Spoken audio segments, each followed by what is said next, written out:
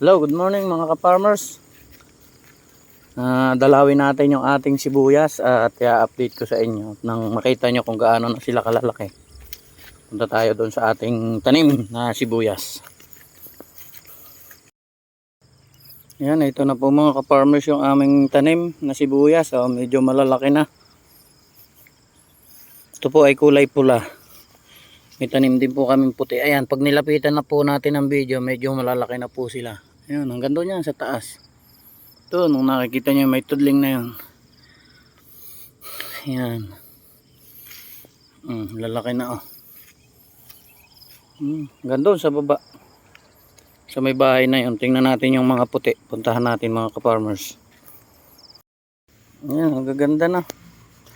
Malaki na rin ang kanilang pinagbago. Ayan, tingnan yung mga puno mga ka-farmers oh. Kumpara sa dati kong video.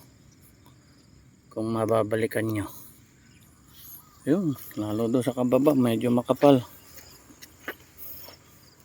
Masarap tingnan ng puno pag nakikita mong malalaki na. Wow.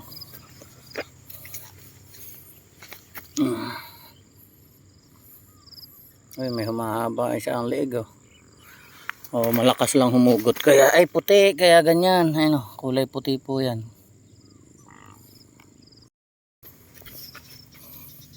Ito po yung puti mga ka-farmers. Makikita naman natin sa puno oh. Puti yung kulay. Yun, nakakatuwa. Hanggang doon sa baba na po yan sa may bahay. Yan, aming tanim. Medyo may parang humahaba na ang leeg. Hanggang doon sa ano na yun.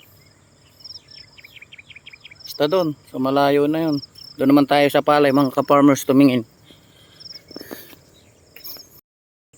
Ito naman yung palay natin mga ka-farmers. Mga ilang linggo na lang to. Mga bago magkatapusan, naanihin na to.